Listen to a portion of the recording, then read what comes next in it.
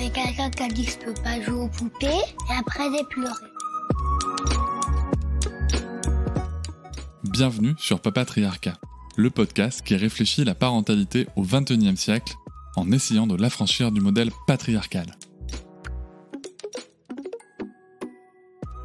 Dans cet épisode, je vais échanger avec Fred du compte Vieux Machin Bidule sur le rôle de papa allaitant, comme on dit en France, sur ce rôle d'accompagnant, de l'allaitement, sur ce rôle de soutien, sur ce rôle de partage, sur ce rôle de père en fait, qui peut pleinement s'exprimer, et comment est-ce qu'on peut y arriver. Voilà, je vous souhaite une très bonne écoute. Bonjour Fred. Salut. Bonjour Fred, donc du compte Vieux Machin Bidule, pour ceux qui ne te connaîtraient pas encore. Exactement, c'est bien ça. Je te remercie beaucoup de m'avoir donné du temps pour cette interview. Avec un grand plaisir. Et donc notre sujet, ça va être le sujet de l'allaitement, et plus précisément en ce qui te concerne, le rôle qu'on appelle entre guillemets de papa allaitant. C'est ça, c'est un nouveau terme, un petit peu à la mode, mais oui, c'est ça, exactement. Le rôle du papa allaitant, de l'accompagnant dans l'allaitement. Et bien justement, ce rôle de papa allaitant, de père qui est engagé dans l'accompagnement de l'allaitement, comment toi tu le définis ? Bah écoute, je le définis. Alors moi, je trouve que, alors souvent, je parle de notre allaitement. C'est notre allaitement. Je suis complètement incorporé à cet allaitement, même si c'est pas moi qui ai le rôle principal. J'ai plutôt le second rôle, mais j'aime m'impliquer, et je trouve que le rôle de papa allaitant est un rôle extrêmement important, puisque c'est celui qui va faire que l'allaitement peut potentiellement durer le plus longtemps possible. Parce qu'un allaitement qui n'est pas soutenu, alors par un papa ou par une deuxième maman ou par des gens qui n'ont pas de deuxième conjoint, donc des parents, l'important c'est d'être soutenu dans cette situation-là. Moi je suis un papa allaitant parce qu'on est une papa et une maman. S'il y a deux mamans, c'est une deuxième maman. Le rôle de l'accompagnant est essentiel pour un allaitement qui fonctionne, qui dure, et le plus possible si on a envie. Et réellement, le soutien est la première règle. La plupart des allaitements se cassent la figure dès que le soutien n'est plus là. Et pour le coup, le soutien, ça consiste en quoi ? Alors, le soutien, déjà, c'est d'être en accord, l'un et l'autre, sur ce qu'on veut faire. Alors, ça se décide pas une fois que l'enfant est là. En règle générale, ça se réfléchit. En général, quand l'enfant est là, mais là dans le ventre de la maman, c'est là où il faut commencer à discuter des projets, ce que l'on veut pour notre enfant. Alors des fois, voilà, on parle de qu'est-ce qu'on veut comme poussette, qu'est-ce qu'on veut comme machin, qu'est-ce qu'on veut comme truc, mais l'allaitement en fait partie. Et personnellement, l'allaitement a été en tête de liste. C'est la première chose sur laquelle on s'est posé la question en se disant qu'est-ce qu'on fait, qu'est-ce que l'on fait. Et c'est bien pas qu'est-ce que tu fais, Julie, parce que ma femme s'appelle Julie, c'est pas Julie, qu'est-ce que tu fais toi, c'est qu'est-ce qu'on va faire à deux. Parce que si on veut que ça fonctionne, c'est que les deux doivent vraiment y mettre du leur, si tu veux. Et donc, en se posant cette question-là déjà en amont, avant l'arrivée de votre enfant, déjà vous avez fait une première étape. Alors, qu'est-ce que l'on veut ? Est-ce qu'on veut faire un allaitement long ? Est-ce qu'on veut faire un allaitement en cours ? Est-ce qu'on veut essayer déjà ? Est-ce que l'on veut essayer ? Est-ce qu'on veut faire cette première tétée d'accueil ? Et puis finalement, alors c'est pareil, ça c'est ce qu'on fait sur le papier. Une fois qu'on est en live et en direct, c'est un peu plus différent. Parce que voilà, il y a les aléas, je l'apprends pas, l'allaitement, il y a des difficultés, il y a des maternités qui prennent le temps de débuter un allaitement avec les mamans, d'autres moins, ça c'est la réalité. Maintenant, il faut aussi nous-mêmes se prendre un petit peu par la main et de se dire voilà, on va demander à une sage-femme qu'elle nous aide parce qu'on a envie de réussir cet allaitement.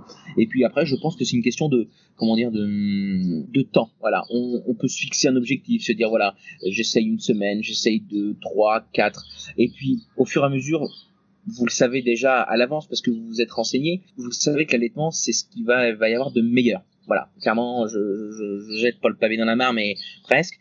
Un allaitement, c'est ce qu'il y a de meilleur. La composition du lait est tellement impressionnante que si c'était sur une boîte, il faudrait une boîte qui fait 20 mètres de long. Parce que la composition est très importante. Et en plus, c'est une composition de lait évolutive qui s'adapte continuellement. C'est pour ça que souvent, on voit le lait qui change de couleur. Il y a un compte Instagram qui s'appelle Tété en Tété, qui le montre très bien en photo, où on voit la composition du lait qui change, la couleur du lait qui change selon les événements.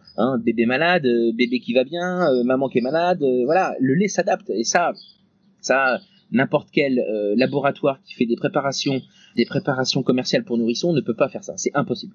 Oui, on est d'accord. C'est ce qui est chouette avec le lait, c'est que tu as le lait qui est adapté parfaitement pour ton enfant, quoi. Totalement, c'est ça. Il n'y a pas de mauvais lait ou de lait qui n'est pas bon, parce que ça fait partie des mythes et légendes, hein, mais il s'adapte. Et donc rien que ça déjà, c'est super. Et je trouve que de se dire déjà en amont, avant d'avoir son bébé, nous allons déjà par l'alimentation lui donner le meilleur. Après, il y a plein de choses qui rentrent en compte, hein, l'accompagnement, tout ça, mais déjà rien que par l'alimentation, ce premier lien entre nous et surtout avec la maman. C'est quand même extraordinaire. Et au tout début de l'allaitement, moi, je vais te parler un peu de moi, parce que c'est vrai que moi, si tu veux, j'ai fait le choix et j'ai eu l'opportunité. Alors, pareil, ça a été un projet qui s'est préparé. Donc, j'ai pu me donner l'opportunité d'avoir un petit congé parental, quand même de 2 mois. Donc, c'était chouette. 5 mois. Ah, ben, tu vois. J'ai de la chance. C'est top. Non, mais c'est top. Et pour le coup, ce choix-là, pour moi, ça a été un vrai facilitateur, si tu veux, dans l'accompagnement de ma compagne sur l'allaitement. Et aussi, par contre, je t'avoue que les premiers temps, je me suis retrouvé un peu à me dire, mais vraiment en tout début, tu sais, le bébé, il est tout petit, hein, il dort, il fait ses besoins, il est au sein, il fait des siestes, et je me suis dit, mais qu'est-ce que je fais là, quoi? Est-ce que toi aussi, tu as eu cette perte de repère à un moment?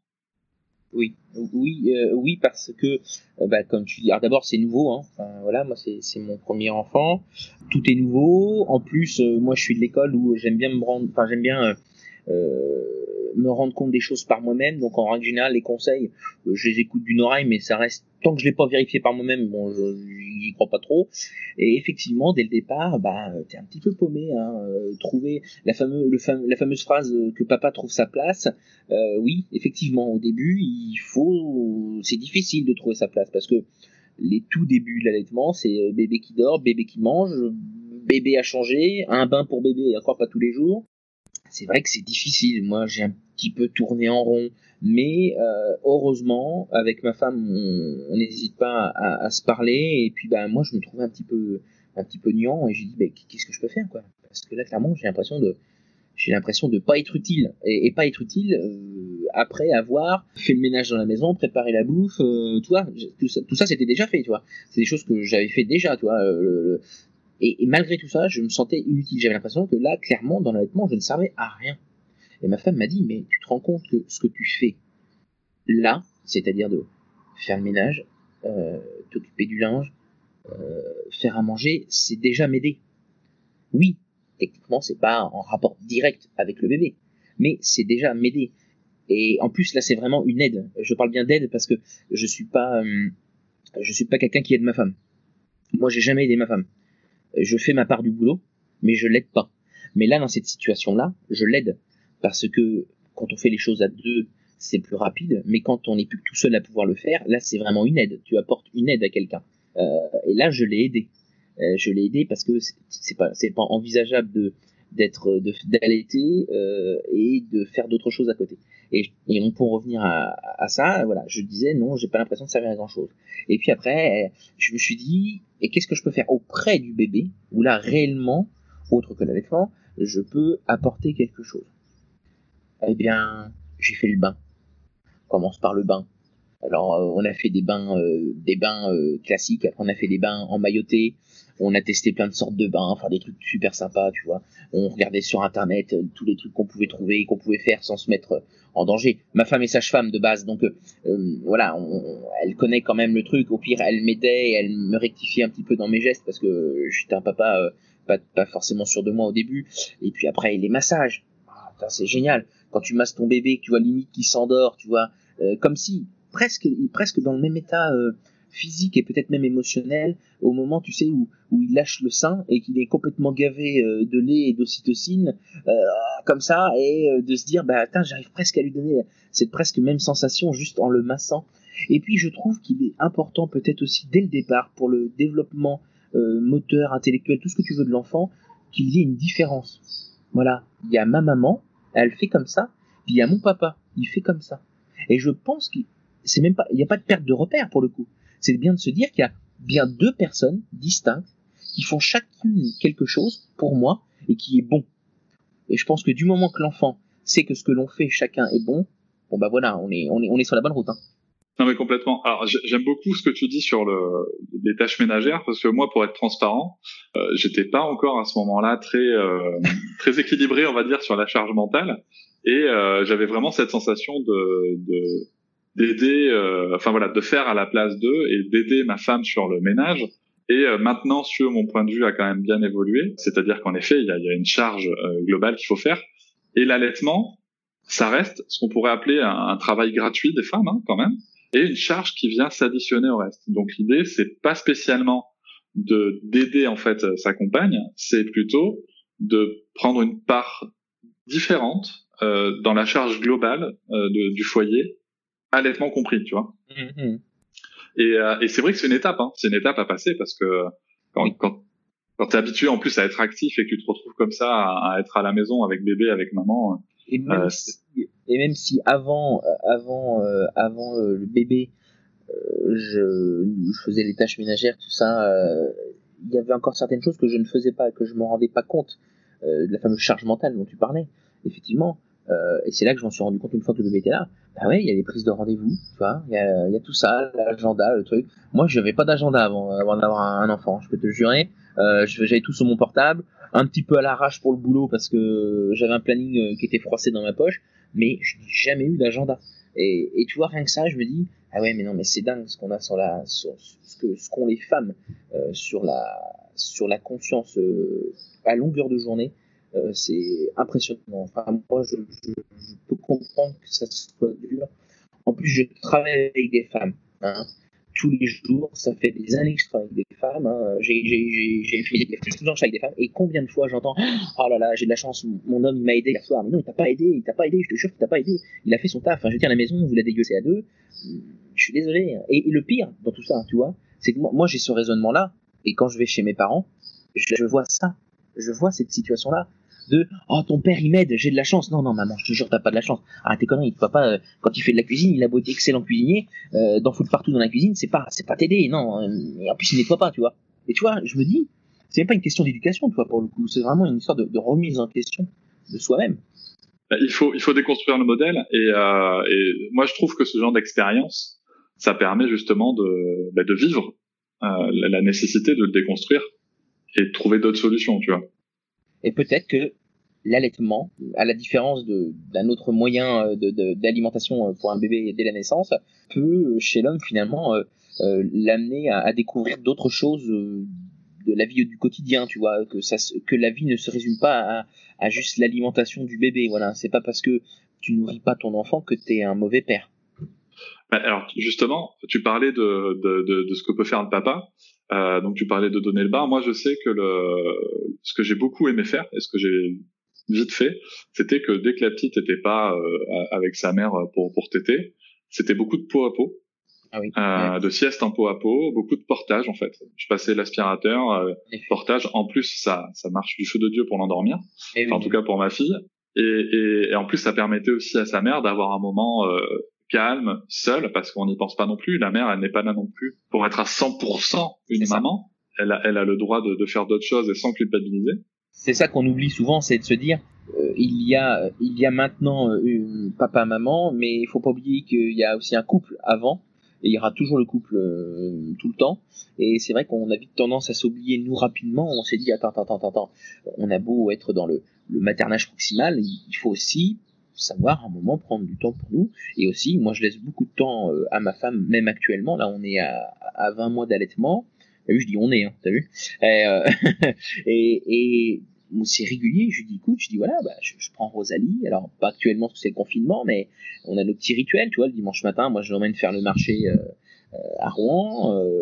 Et puis tout se passe bien. Hein. Elle a pas besoin de téter à ce moment-là parce que elle sait très bien que papa peut lui apporter le même soutien et le même réconfort que maman. À la différence, c'est que moi j'ai pas de sein, mais je suis capable d'entendre ses besoins et d'y répondre. Et moi jamais, ça ne m'est jamais arrivé. Des fois je peux partir 2-3 heures, jamais ma fille m'a réclamé une tétée. Alors, des fois quand elle sent qu'on arrive près de la maison, j'entends un tété, tu vois, mais pas plus que ça. Oui, après moi ce que j'ai trouvé génial là-dedans, c'est aussi les différences de tétée, tu vois. Il y a la tétée nutritive, la tétée de retrouvailles, la tétée de réconfort, enfin c'est rien qu'à observer, je trouve ça génial. on sait pas trop au début, tu sais, t'es un petit peu perdu. Alors que nous, surtout, pour moi, par exemple, enfin même pour nous, je mets ma femme dans ça. Nous, on n'avait pas Instagram, parce que moi, je suis principalement sur Instagram. On n'avait pas Instagram, on n'avait pas eu tout ça parce qu'il y a quand même une source impressionnante d'informations sur Instagram, sur les comptes d'allaitement. Je parle par exemple de Laurie Daniel, Camille Lolo Helpeuse, tout ça c'est des sources plutôt sûres de connaissances et d'informations sur l'allaitement. Et nous on n'avait pas tout ça. Si tu veux, au début on s'est lancé là-dedans avec le peu d'informations qu'on a trouvé sur internet, un petit peu de connaissances des gens de la famille, mais ça reste très très fluctuant, c'était pas très très clair. Et puis c'est pas avec les connaissances personnelles de ma femme de l'école de sage-femme, parce que clairement sage-femme c'est des années d'études, et je crois que on est sur seulement quelques heures de formation sur l'allaitement, ce qui est d'une tristesse infinie d'ailleurs, parce que tu te dis quand même là c'est pour ça que c'est compliqué. D'ailleurs, c'est pour ça que ma femme, elle s'est lancée dans une formation d'IBCLC pour être conseillère en lactation. Parce que nous, une conseillère en lactation, on en a eu besoin à un moment dans notre allaitement. Et heureusement qu'elle était là. Parce qu'elle a sauvé la chose. Et puis après, on s'est rendu compte que sur Instagram, il y avait énormément d'informations, de bonnes informations, de vraies informations, et de se dire que on pouvait être soutenu aussi. Et ça, c'est important, parce que des fois, c'est bien d'être soutenu par son conjoint, mais on a peut-être envie aussi parfois d'être soutenu par quelqu'un d'autre d'extérieur, qui n'a rien à voir avec la maison, qui peut peut-être même entendre ce que ton conjoint n'arriverait peut-être pas à entendre. Et complètement, et aussi qui comprend mieux, parce qu'on a beau être des hommes engagés dans l'accompagnement, mine de rien, faut pas se mentir, on peut pas savoir non plus ce que ressent exactement une femme pendant l'allaitement, donc il faut prendre un peu de recul. Et ça me rappelle vraiment ce que tu dis, le début de l'allaitement, parce que nous on n'a pas eu un début d'allaitement simple plutôt, comme beaucoup de gens. Je me revois encore à la maternité, pourtant une maternité amie des bébés, où on disait à ma femme non mais là vous avez pas assez de lait, ça va pas. Et il a fallu qu'on trouve la personne qui te dit non mais si ça va bien se passer, on va faire du DAL. Donc le DAL c'est un système d'accompagnement à la tétée pour ceux qui ne connaissent pas et qui nous écoutent, et qui nous a vraiment encouragés. Et en fait ce qui s'est passé, c'est qu'on est sorti de la maternité et on est arrivé chez nous avec notre environnement serein, et poum, c'est parti quoi. Il y a vraiment ce côté-là où je pense qu'il y a un savoir qui s'est perdu, j'en parlerai dans la partie 1, mais il y a vraiment ce côté-là d'accompagnement. L'autre côté que je voudrais te demander, parce que t'es quand même un homme, moi là je te vois en direct, pour ceux qui t'ont pas encore vu, je les invite à aller voir ton compte Je Machin Bidule. Voilà, Fred, c'est vraiment l'homme, on voit qu'il est cisgenre, il correspond à l'image qu'on peut se faire d'un homme. Et la question que j'ai envie de te poser, c'est qu'est-ce que ça t'a apporté en tant qu'homme dans ta perception de la masculinité, de la virilité, du rôle de l'homme? Est-ce que ça a changé quelque chose déjà? Et si oui, quoi? Alors, est-ce que ça a changé quelque chose? Alors, il y a deux choses qui ont changé, parce que c'est arrivé au même moment. J'ai changé de service quasiment en même temps que je suis devenu papa. Et jusqu'alors, je travaillais dans un service de médecine générale classique. Et je suis arrivé en soins palliatifs. Et alors, il y a cette particularité où je me dis toujours, ma femme aide les enfants, aide à l'arrivée à la vie, et moi, j'accompagne les gens à partir. Et il y a cette sensibilité que je n'avais pas avant. Pour remettre un petit peu les choses dans son contexte, j'ai été sapeur-pompier pendant plusieurs années, un peu brut de décoffrage, j'ai joué au rugby, j'étais plus déménageur que que danseur classique, tu vois le truc. Et c'est vrai que c'est difficile, alors c'est difficile à croire aujourd'hui, de se dire que voilà, derrière cette Mars, il y a un petit cœur qui bat, et qui a une vraie sensibilité, et que ça change rien à ma masculinité. Je prends mon rôle de papa pas comme une maman, je prends mon rôle de papa parce que je suis un papa, j'apporte autre chose à ma fille. Alors pas qu'une maman peut pas donner, mais c'est différent, c'est pas la même chose. Mais je pense sincèrement que l'allaitement m'a apporté beaucoup de savoir écouter les autres un peu plus. Parce que, alors quand je dis les autres, principalement ma fille, parce que ma fille a des besoins comme tous les enfants, et que c'est difficile, on le sait très bien, dans les premiers mois, de comprendre les besoins de son enfant. Alors bien sûr, à la différence de beaucoup de parents, nous on a mis en place pas mal de choses qui nous aident concrètement, et franchement c'est génial. La langue des signes, voilà, déjà ça c'est la base, hein. Je serais menteur de dire que ça nous a pas aidé. La langue des signes, ça nous a aidé pour tout, hein. Franchement, j'ai peur, j'ai faim, j'ai soif, je suis triste, je suis content. La tétée, déjà rien que le signe tétée, de savoir qu'elle a faim, tu vois. Elle a pas besoin de pleurer, on cherche pas qu'est-ce qu'elle a, qu'est-ce qui se passe, hop, elle nous signe qu'elle veut téter. Alors bien sûr, ça demande alors je vais pas dire du travail, mais ça demande un temps de réflexion, et puis même pour elle d'assimiler le geste à ce qui va arriver après. Mais une fois que c'est mis en place, c'est magique. Et puis, comme tu disais tout à l'heure, le portage, la LSF, juste d'apprendre à écouter les autres, et là principalement son enfant. Et ça c'est quelque chose que je savais pas avant, en tout cas très peu, et j'en suis ravi, et je regrette pas du tout. Alors je regrette pas ma vie d'avant, mais je suis surtout content d'avoir évolué dans ce sens-là. Voilà. Et le discours que je tiens aujourd'hui, même en général sur la féminité, je l'aurais pas eu il y a 15 ans. Parce que, et pourquoi Parce que tout simplement, voilà, moi j'ai été élevé, alors bon, dans une famille classique, ça y a pas de souci, mais j'ai fait partie d'un corps où l'image de la femme, bon, on peut pas dire non plus, et même encore aujourd'hui, hein, j'en parlais encore il y a quelques jours avec une copine qui était pompier justement, et qui a arrêté pour ça, parce que c'est difficile, hein. L'image patriarcale ne s'arrête pas que là. Il y a l'image de l'homme, hein. Là, le mec, il est au-dessus de tout le monde, toujours plus fort qu'eux. Et puis en fait, non. Enfin, non, faut juste arrêter. C'est très très difficile, tu vois. Et peut-être que les hommes deviendraient plus hommes s'ils pouvaient comprendre ça. Juste le principe. Ton dernier podcast, il est génial pour ça. Parce que tu parles de est-ce que je peux te faire un bisou, tu vois, par exemple, tu vois, le principe de moi aussi, hein, j'ai peur, hein, j'ai une fille, hein, je me dis putain, si un jour elle tombe sur un mec complètement cinglé, hein, parce que ça paraît logique de forcer à faire un bisou, voilà. Et on sème des graines, hein, on sème des petites graines tous les jours. Moi, j'ai l'impression de semer des graines, tu vois, de parler avec toi, là, je sème des graines, parce que des gens vont nous écouter. Je sème des graines sur Instagram quand je mets un post où je parle d'allaitement, où je parle des sentiments, je sème des graines. Peut-être arriver à avoir une fleur ou deux qui va peut-être pousser, mais je m'en fous, tu vois. Je me dis juste que à un moment, il y a peut-être quelqu'un qui va se dire ah ouais, c'est vrai qu'il a peut-être raison et qu'on pourrait revoir les choses différemment. Mais pour moi, l'homme devient homme quand il peut déjà comprendre qu'on met tout le monde au même niveau. Moi, souvent, quand je dis que ma femme, ma fille et moi, nous sommes à égalité dans la maison, il y en a qui ont du mal à comprendre. Pourquoi il est à l'égalité ? Attends, le mec, c'est quand même chef de famille, tu vois. Tu as l'image du chef de famille, hein. On dit toujours le chef de famille, hein. T'as jamais entendu la chef de famille, toi. Bon, bah c'est exactement ça, tu vois. Et vraiment, l'allaitement ne m'a pas plus féminisé ou quoi. Il m'a juste fait prendre conscience que si j'apprends à écouter les autres et à mettre tout le monde au même niveau et pas me prendre plus malin que les autres, et ben voilà, ça y est, voilà, je suis le tip top des hommes, peut-être, hein, mais en tout cas, moi je me sens mieux comme ça et je le vis très bien. Et oui, et c'est en effet, je te rejoins, c'est dans l'idée de l'évolution. C'est vrai qu'il y a un vrai sujet d'évolution. Moi aussi, hein, il y a ne serait-ce que 3-4 ans, je tenais pas du tout les mêmes propos, c'est une prise de conscience qu'il faut. Je reviens sur un truc par rapport au rôle du père et de l'accompagnement à l'allaitement. Ouais. Il y a beaucoup de gens dans la défense du biberon, on va dire, entre guillemets, qui disent ouais, mais vous comprenez, l'allaitement, ça exclut le père. Parce qu'il peut pas nourrir l'enfant, qu'il peut pas donner le biberon, que la mère doit se lever la nuit, que pour le coup c'est sexiste parce que c'est la mère qui doit se lever la nuit. Qu'est-ce que t'en penses de ces arguments-là, toi ? Alors déjà, on va déjà commencer par le sujet de la nuit. Alors les premières semaines, les premiers mois, l'homme a tout son rôle, hein, même si c'est un cododo, hein. Alors après, chacun fait comme il veut, s'il veut faire dormir son enfant dans sa chambre ou en cododo. Mais qu'importe le mode que vous avez choisi, votre enfant dorme, l'homme a son rôle à jouer. La nuit, un enfant, surtout les premières semaines, a besoin d'être changé. Donc déjà, rien que ça.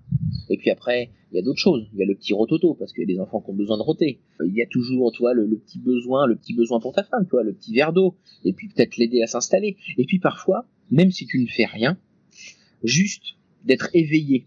Alors c'est difficile par moment, tu vois. Il faut 2 allumettes sur chaque œil, mais rien que d'être éveillé et de faire voir que tu es présent, de tenir la main, je ne sais pas, qu'importe, c'est déjà une aide. J'essaye de me mettre à la place de ma femme. Je me dis, si en plus d'une tétée régulière, nocturne, tu dois supporter les ronronnements du mâle juste à côté, ça fait peut-être beaucoup. La première nuit, c'est mignon, toi. La deuxième, ça commence à être chiant. La troisième, elle t'invite à aller prendre un bain, à mettre de la javel dedans et à boire la tasse, tu vois. Donc, je pense que voilà. Non, la nuit, le conjoint a un rôle. Avec les mois qui avancent, là actuellement, moi, c'est vrai que la nuit, je fais presque plus grand chose. Il y a des nuits où ma fille souhaite dormir dans sa chambre. Donc, si elle a besoin et qu'elle se réveille, je vais la chercher et je l'amène à ma femme. Mais si elle est en cododo et qu'elle est à côté de ma femme, elle lui donne le sein. Et en général, je me réveille parce que moi j'ai le sommeil plutôt léger, mais je ne fais rien de plus. Mais au tout début, le rôle est quand même très important. Et puis alors après, effectivement, on donne pas le biberon, mais on peut faire extrêmement plein de choses. Surtout quand le bébé va pouvoir commencer dans la diversification alimentaire. C'est peut-être le moment de se dire, si je suis pas chef cuistot, on se lance un petit peu, tu vois, on achète la cuisine pour les nuls, et puis on s'y met. Faire une purée, vous allez voir, c'est pas si compliqué que ça. Et puis on commence, tu vois, comme ça, et puis là vous avez votre rôle, c'est vous qui cuisinez. Moi c'est ce que j'ai fait. Moi j'ai commencé à faire des petits pots, tu vois. Alors au début je faisais des trucs très simples, après des trucs un petit peu plus sophistiqués, puis après on a commencé la diversification menée par l'enfant. Alors là j'ai commencé à choisir, toi, les bons fruits, les bons légumes, les trucs, la bonne taille, le machin. Et ma femme m'a laissé faire. Et alors je lui demandais conseil, je lui dis qu'est-ce que t'en penses, mais elle m'a laissé faire, et donc de me laisser faire, ça m'a complètement ouvert. Je me suis dit putain, là, voilà, je suis dans le rôle concret, je fais quelque chose. Mais déjà, si on a peur vraiment de ne pas se sentir utile, quand on met son enfant sur un tapis d'éveil et qu'il est en train de regarder à droite, à gauche, de babiller, de faire tout ce que tu veux, et que tu le regardes, tu fais déjà quelque chose. C'est vrai que techniquement, concrètement, t'as pas l'impression de faire grand chose. Mais d'être là, d'être présent pour son enfant, c'est déjà quelque chose. C'est pas rien. Il y a des enfants qu'on laisse faire, qu'on met dans un coin, qu'on met dans un parc, qu'on met, la réalité, elle est là. Mais si déjà de l'accompagner, voilà, de le porter, moi je portais pas beaucoup au début. C'est après qu'on a découvert le portage. Oh, si c'était à refaire, enfin là, je veux dire, s'il y a un deuxième bébé, le portage, je revends la poussette. D'ailleurs, la poussette, elle nous a servi peut-être 4 fois, tu vois. Donc, la poussette, elle sert à rien, elle est en train de prendre la poussière. La mienne est rangée derrière moi, là, dans le débarras. Donc, si tu veux, je comprends bien. Oui, en effet, il y a plein de choses à faire. Il y a plein de choses à faire. Il y a vraiment plein de choses à faire. Et quel autre changement ça a pu déclencher chez toi? Moi, je vais donner un exemple très très précis. Alors, un peu intime, mais très précis, c'est que moi, si tu veux, j'avais une vision des seins de la femme qui était uniquement sexualisée, avec tous les fantasmes et les idées qu'on peut avoir derrière, dû à la culture qui nous entoure, où on voit des poitrines partout, même pour te vendre un pneu, on va te mettre des seins à côté. Ah ben totalement. Est-ce que toi, ça t'a changé cette vision? Parce que moi, concrètement, ça l'a vraiment fait évoluer. Pour être totalement transparent, j'arrive à apprécier une forme féminine comme ça, mais par contre, je n'ai aucun fantasme derrière. Si tu veux, c'est juste, j'apprécie une vision. Et ça s'arrête là. Alors qu'avant, c'était quand même beaucoup plus intense, tu vois. C'était vraiment cette vision qu'on peut avoir où la poitrine de la femme est hyper sexualisée en permanence. Et ça me l'a complètement cassé. Alors c'est vrai, ce que tu dis, voilà, on utilise les seins pour tout, même pour vendre du beurre. Et à contrario, on n'utiliserait jamais une paire de couilles. Mais ça, après, ça c'est juste mon avis, tu vois. Bon, c'est peut-être moins beau. Bon, à la rigueur. Mais effectivement, cette sexualisation des seins fait aussi souvent que les papas ont du mal avec l'allaitement, parce qu'ils se disent les gens vont voir le sein de ma femme. Alors voir, c'est un bien grand mot, parce que en règle générale, il n'y a pas un grand déballage. Regarde-moi ça, qu'est-ce qu'il là. Non, qui est comme ça depuis des années, et puis qu'on nous a appris, qu'on voit tous les jours. C'est classique. On voit jamais un cul d'homme pour vendre un jean, c'est toujours un cul de femme, tu vois. Et ça me fatigue, moi. Ça me fatigue réellement. Et avant l'allaitement, oui, je veux pas dire le contraire. C'est vrai que l'image des seins était plus une image sexuelle que de donner un aliment, si tu veux, de donner quelque chose. Alors qu'à la base, vraiment, si on remonte au tout début, Adam et Ève, ça sert à ça quand même. Ça a été créé pour ça. Ça n'a pas été, c'est pas là pour autre chose. C'est après que ça s'est cassé la gueule.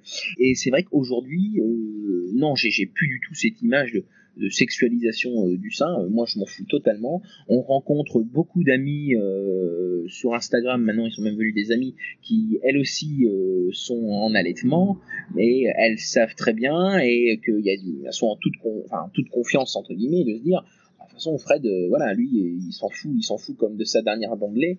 Et effectivement, Elle devrait se dire que, enfin, tout le monde devrait se dire que les hommes finalement s'en fichent. Il y a une chose sur laquelle je dis, tu vois, hier j'ai fait un live sur un papa allaitant, et hier je disais quelque chose qui, pour moi, est la base de tout, et pas que sur l'allaitement. La femme est la propriétaire de son corps. L'homme est le propriétaire de son corps. Et donc, si une femme a décidé de sortir son sein dans la rue pour donner le sein à son enfant, parce qu'elle veut répondre à un besoin, ça ne devrait choquer personne. On ne devrait même pas se poser la question. On ne devrait même pas avoir une réaction en disant « Oh, c'est trop mignon ». Non, il n'y a rien de mignon. C'est naturel. C'est naturel. T'as le nez plein, tu te mouches. C'est naturel. On est d'accord, tu vois. T'as mal à la tête, tu prends ta Doliprane. Toi, il y a des choses comme ça. Toi, c'est naturel. Voilà, point. Et ben là, c'est exactement la même chose. On ne devrait même pas se justifier, en fait, tu vois. Moi, c'est vrai que je fais pas je suis pas un extrémiste de nichon, hein. Je fais pas le bien et le mal sur mon Instagram en disant les biberonnants c'est pas bien. J'informe juste. Je dis juste que voilà, nous sommes dans une société où on évolue et j'espère que ça va évoluer dans le bon sens. Alors rapidement, ça je suis pas sûr, mais si chacun y met du sien, on va y arriver. Mais juste déjà chacun s'occupait de son cul, vraiment, on avancerait encore beaucoup plus vite, vraiment. Qu'est-ce que ça peut faire à quelqu'un qu'une maman allaite? Alors, allaite un an. Alors c'est marrant, parce que je vais te donner un exemple, tu vois, il n'y a pas si longtemps que ça, il y a quelques mois, on était parti dans un magasin de sport. On arrive au rayon cabine d'essayage, et la vendeuse voit ma fille, elle fait « Oh, elle est vraiment magnifique, votre petite fille. Oh, elle est vraiment magnifique. » Et là, ma fille regarde ma femme et il fait « Tété. » Alors ma femme s'installe sur un banc, la dame lui dit « Mais allez-y, installez-vous, madame, je vous en prie, donnez le sein à votre fille, il n'y a pas de problème. » Jusqu'à là, tout se passait bien, tu vois. Et là, elle fait « Et elle a quel âge ?» Et là, tu balances, 18 mois. Ah oui, d'accord, ok. Bon, si vous avez besoin de moi, je suis à côté.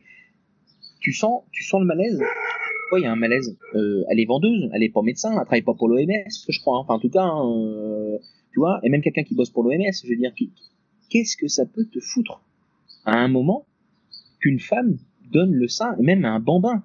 Je sais qu'après, tu vas faire une interview avec Mathilde, qui pour moi est un très bel exemple d'allaitement qui dure sur la longueur et qui apporte quelque chose de concret et de réel sur un allaitement long, mais c'est son choix. Enfin, je veux dire, c'est le choix de chaque femme et de chaque couple. Tant qu'on est en adéquation avec ça, je vois pas où est le problème. Et tant qu'on est soutenu, moi souvent on me demande combien de temps ta femme a compté allaiter? Le temps qu'elle voudra en fait, le temps qu'on voudra, tant qu'on aura décidé. Et je vais te dire que même si c'est moi qui un jour je lui dis Julie, j'ai envie que t'arrêtes, tu sais, je pense que Julie, elle va me dire écoute, moi mon gars, j'ai pas envie d'arrêter, donc je vais continuer, et puis tu vas pas me casser les roupettes. Ça sera exactement ça. Et elle aura raison, parce que c'est pas l'homme qui décide de ce que va faire la femme, et pas que pour l'allaitement, hein, pour s'habiller, pour machin, ce truc. Enfin, ça c'est bon, ça c'est fini, ça faut arrêter. Hein. C'était logiquement ça devrait être il y a plusieurs années, mais malheureusement on en y est encore, tu vois. Oui, en effet, c'est encore des situations qu'on peut rencontrer et je te rejoins complètement sur l'allaitement.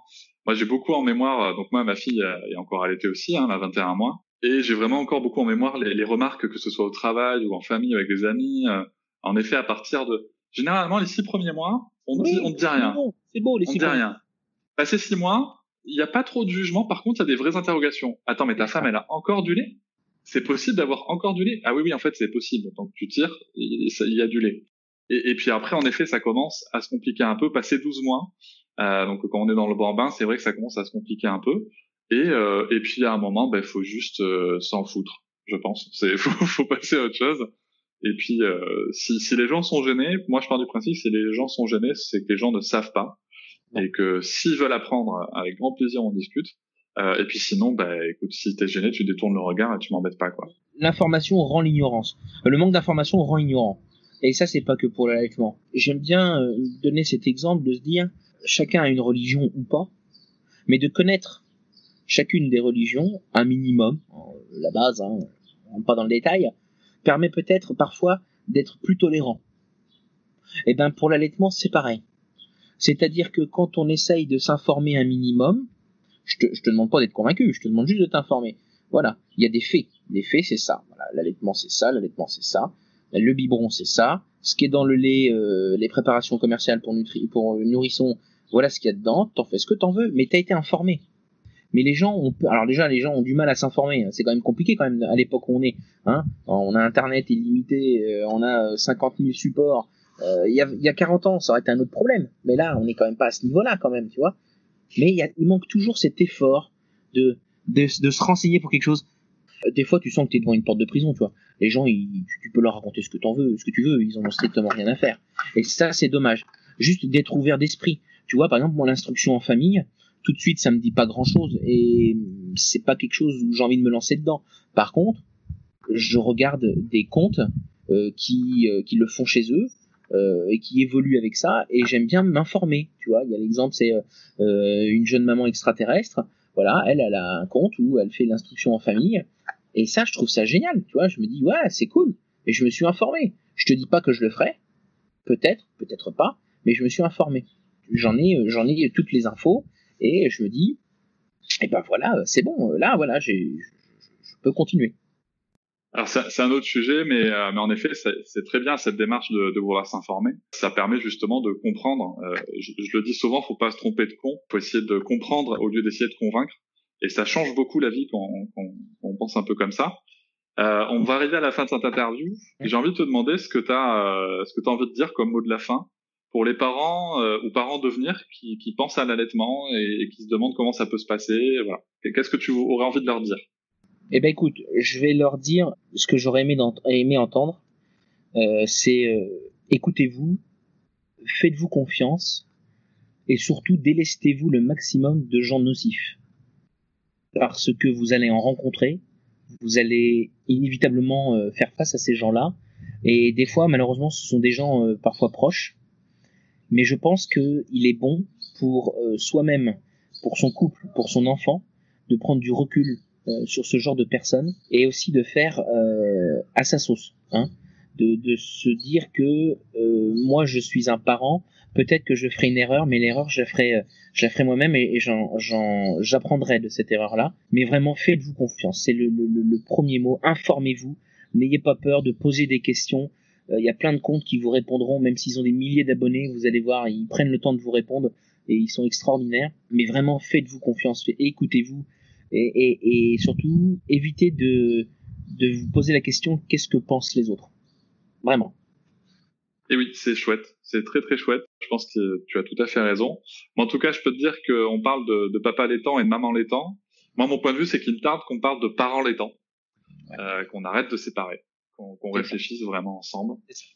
Et quand on aura compris ça, j'espère qu'on aura fait une bonne partie du chemin. C'est pour ça que souvent, je dis pas ni maternage ni papaternage, je dis du parentage. Exactement. Voilà. Et je te rejoins totalement sur cette expression.